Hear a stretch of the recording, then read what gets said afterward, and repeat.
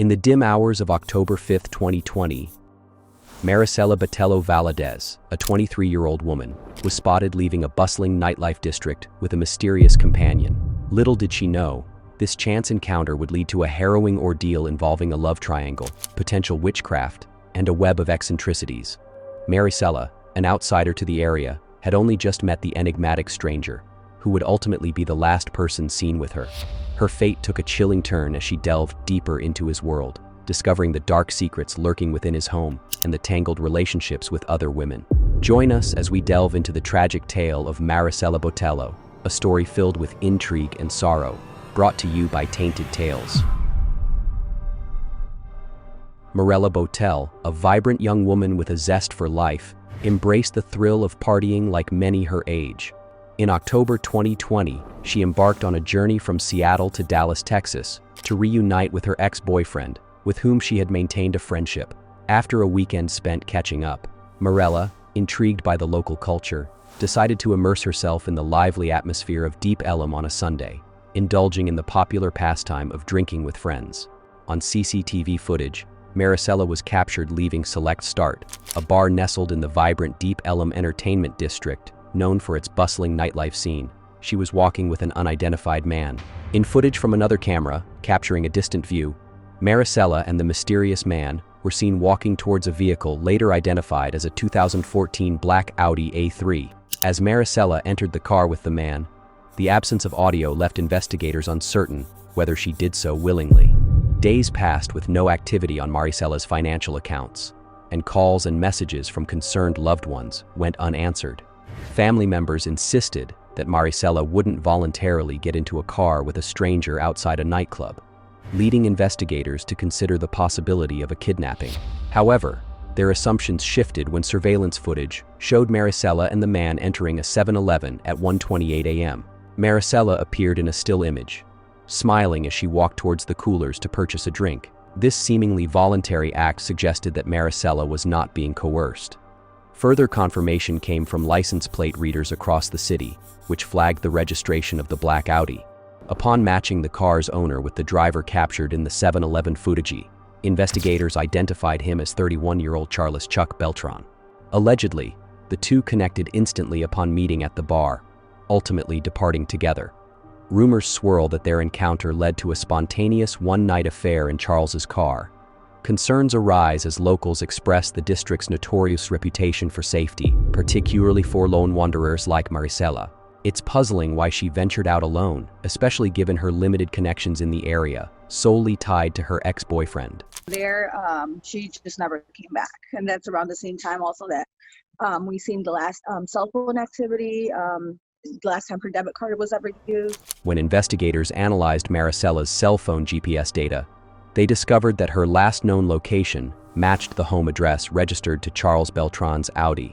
It became evident that she had willingly accompanied him home and hadn't been heard from since. In a bid to unravel the mystery, Special Agent Taylor Page from the Dallas FBI office joined forces with local authorities. A week and a half after Marisela's disappearance, on October 14th, Agent Page, accompanied by uniformed officers and a county detective, ventured to Chuck's address in Mesquite, about a 20-minute drive from Deep Ellum. Upon receiving no response at the door, Agent Page opted to contact the leaseholder of the house, a woman named Lisa Dykes. Despite their significant age difference, rumors suggest that Charles Beltran, residing with 57-year-old Lisa Jo Dykes, shared some form of relationship. However, sources indicate their connection was casual, with Lisa seemingly seeking companionship from a younger man. Allegedly, Lisa generously provided for Charles, including their shared residence and his sleek black Audi. Lisa's roots trace back to Kentucky, where she grew up in a conservative household before relocating to Florida. There, she worked as a paralegal for a law firm specializing in personal injury claims. Fate intervened when she met her first husband, a client-turned-lover, leading to their marriage in 1999. Lisa's husband, originating from the Middle East, brought a diverse cultural background into their relationship. Despite Lisa's devout Christian beliefs, she possessed a remarkable adaptability, often adjusting her appearance and conduct to harmonize with different social environments. This flexibility was evident in her willingness to wear a headscarf to accommodate her husband's Islamic faith, despite his preference for her to maintain her Christian identity. Interestingly, Lisa's decision to conform or diverge from societal expectations was not solely dictated by external pressures. Instead, she navigated her identity fluidly, sometimes embracing Christianity when it suited her personal inclinations. This ability to navigate various cultural and religious spheres showcased her nuanced approach to identity and relationships. Lisa's fiery temperament often flared during arguments with her husband, leading to dramatic gestures like tearing off her headscarf in anger. However, beneath this volatile exterior lay a hidden fascination with the occult. Engrossed in witchcraft, Lisa believed in the power of black magic, resorting to casting spells using bodily fluids as ingredients. Despite the taboo nature of her practices, she went as far as using her own menstrual blood in her husband's food during heated conflicts, illustrating her extreme beliefs. Beyond her mystical pursuits, Lisa harbored deep-seated paranoia, stemming from her previous marriage and custody concerns. With 3 children from a prior union, she lived in constant fear of her ex-husband's interference. This fear manifested in extreme measures as she secluded her children from the outside world, forbidding them from attending school or interacting beyond the confines of their home. Thus, Lisa's life was shrouded in secrecy and isolation, driven by a blend of mysticism and maternal protection. Lisa's life took a significant turn following her divorce from her second husband, leading her to Dallas upon hearing of her ex-mother-in-law's ailing health. Determined to offer support, she uprooted her life and relocated with her children to Wilmer, a tranquil rural enclave surrounded by lakes and lush greenery. However, after 4 years, she decided to make yet another move, this time to the neighborhood where Beltran resided. In the early hours of October 5th, Nina Morano, aged 49, was also present at Beltran's home on Kensington Drive.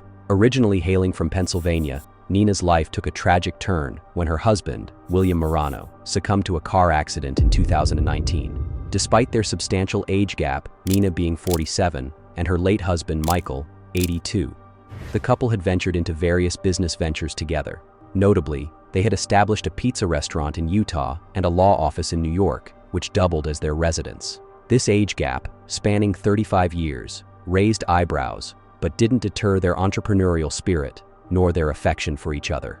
The duration of Nina and Lisa's friendship remains unclear, but their connection traces back to Florida, where Lisa returned after her divorce to resume her work as a paralegal. Nina, employed as a lawyer at the same firm, struck up a friendship with Lisa around February 2020, roughly 4 months after her husband's passing. In a curious turn of events, Nina established another company called the Empire Law Group, with the registered name and address under Lisa Dykes in Davenport, Florida, despite Nina's known address being in East Stroudsburg, Pennsylvania. Their living arrangements added to the intrigue, as they split their time between Lisa's residence in Texas and Nina's home in Pennsylvania.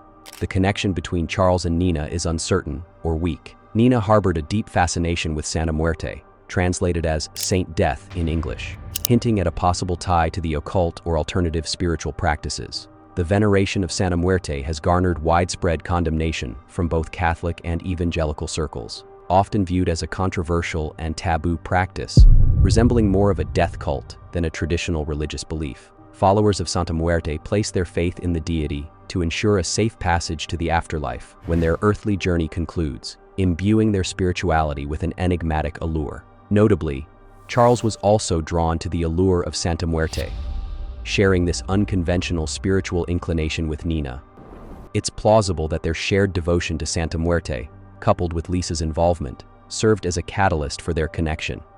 This common ground in alternative spiritual practices, alongside their mutual interest in witchcraft, likely forged a bond between the trio.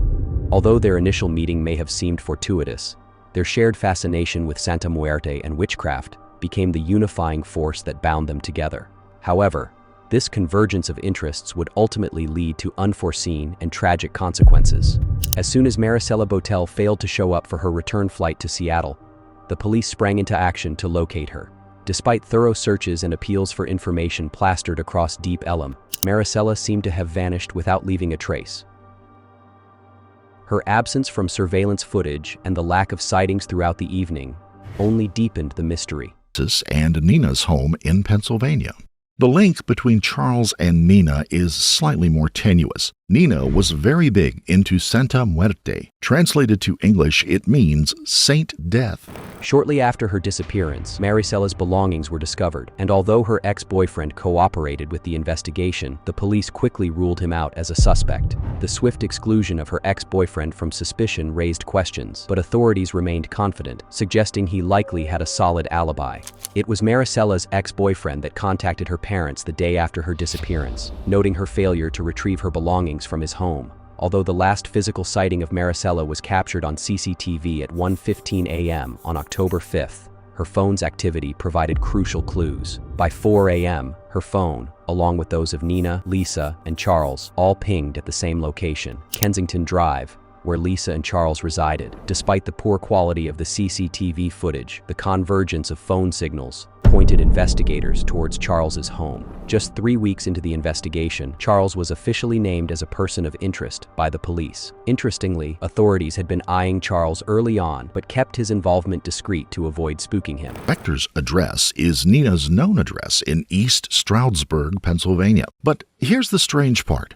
The registered name and address for the business is in Davenport, Florida, under the name of Lisa Dykes. We also know the pair lived together, spending their time living between Lisa's home in Texas and Nina's home in Pennsylvania. Charles, who already has a criminal record, appeared to have gone on the run. Charles seemed to relish the thrill of being on the run, brazenly updating his social media with various locations and even filming a mini music video. While the police viewed these updates as potential distractions, they faced mounting criticism from the media for their handling of the case. Questions arose about why the Dallas police didn't seem to prioritize the investigation, especially given the lack of information about Marisela and the man they sought to question. Amidst the scrutiny, the police adamantly denied any negligence, maintaining their commitment to resolving the case. Shortly after Charles went on the run, law enforcement faced significant challenges in tracking his whereabouts, as he proved to be exceptionally elusive. Despite their efforts, they managed to uncover a crucial lead. His black Audi A6 was located in New York. Inside the vehicle's trunk, hair samples were discovered, matching those of Marisela. This discovery added substantial weight to the suspicions surrounding Charles. Meanwhile, the authorities sought to question Nina and Lisa, but encountered a surprising turn of events. Both women had abruptly resigned from their legal positions and vanished without a trace. The sudden disappearance of two legal professionals raised eyebrows and intensified the intrigue surrounding the case. As investigators delved deeper into the trio's lives, they conducted a thorough search of the residence on Kensington Drive. Beneath a freshly cleaned carpet, they uncovered troubling evidence, brown and red stains that hinted at a grim truth. Samples were collected, and DNA analysis confirmed the stains to be a match for Marisela. The presence of her blood in their home left no room for doubt regarding her association with the suspects, further cementing their involvement in her disappearance. New phone data uncovered a compelling lead. The day after Marisela disappeared, Nina and Lisa were tracked to a wooded area in Wilmer before returning home. Interestingly, this wooded area happened to be opposite the home Lisa had rented for 4 years before relocating to Kensington Drive. With 3 suspects identified, law enforcement intensified their search efforts, but none of the suspects could be located, and Marisela's body remained elusive. However, months later, on March 24, 2021, a tragic discovery was made.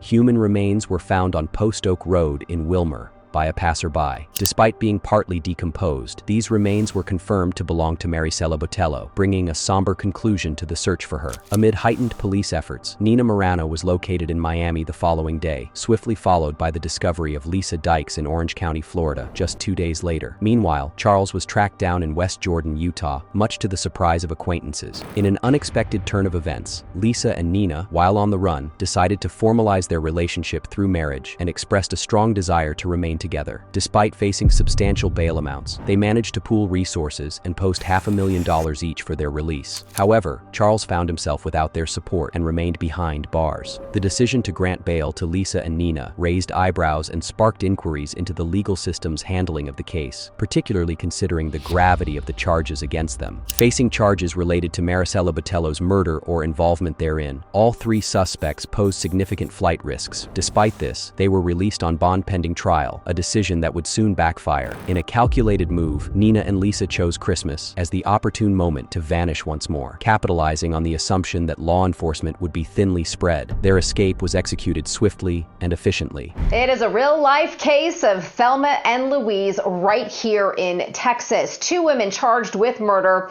are on the run tonight, and they could even be right here in Austin. Nina Morano and her wife, Lisa Dykes, each out on bond for the murder of a 23-year-old woman, are now on the run, according to court documents. Now these two women are out, and we don't know how long it's going to take to find them again.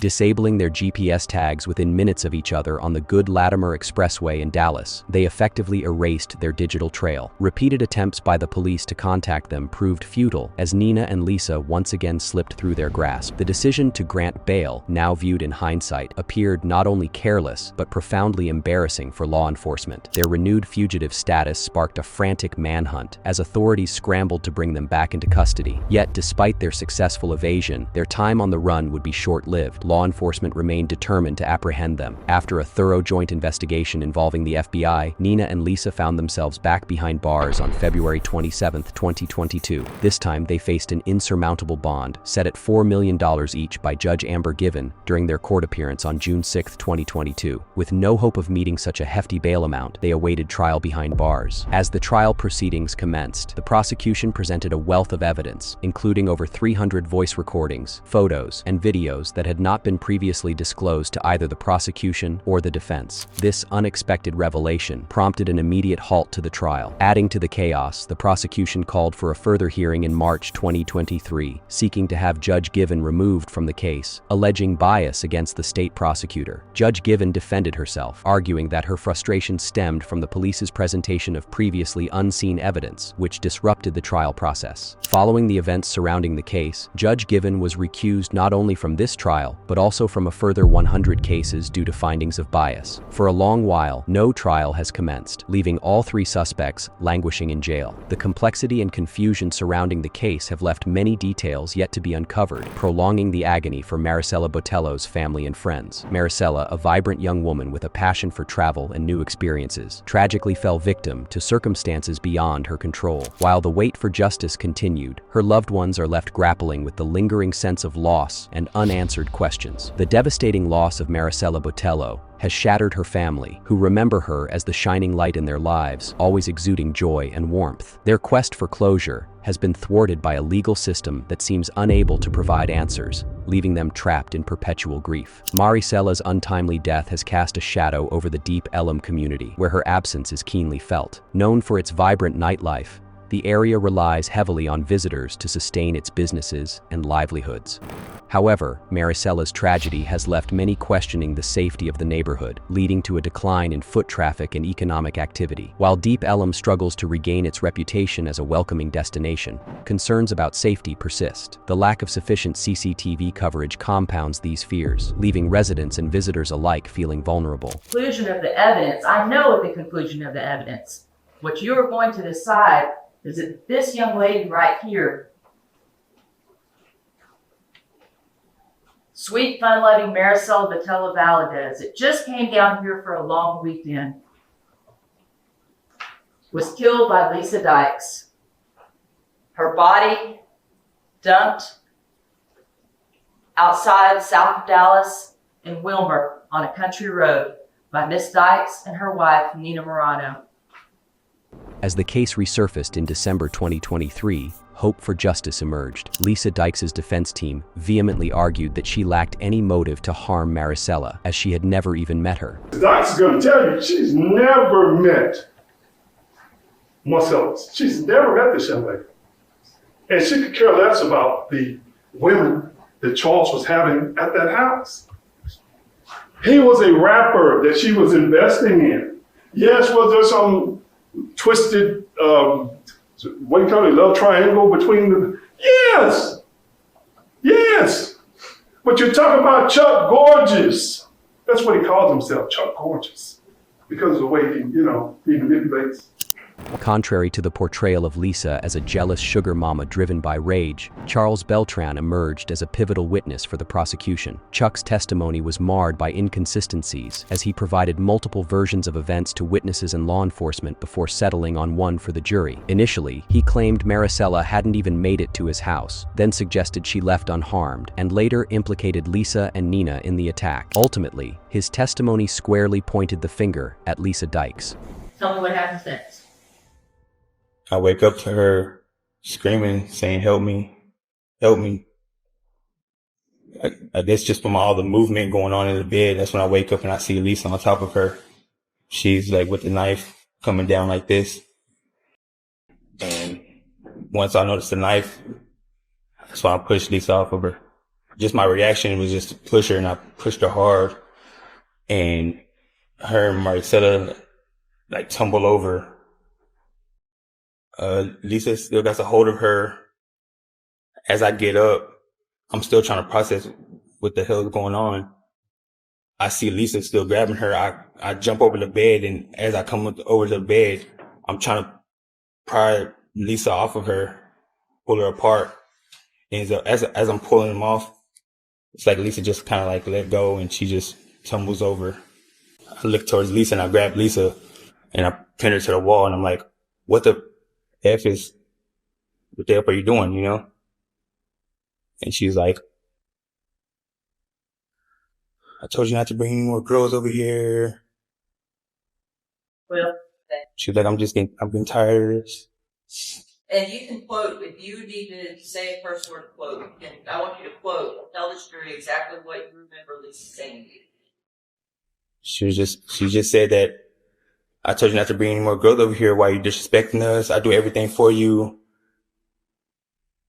And she was just like, "You need to get your little bitch, and y'all need to leave now. Y'all need to leave." And Lisa's just still standing there, like just looking at her, just staring at her, just laying there. Staring at Marisela? Yes, and I could hear her saying something like, I can't recall what she's saying, but it sounds like she's saying like, what did I do? What did I do? What did I do? What do you tell Lisa?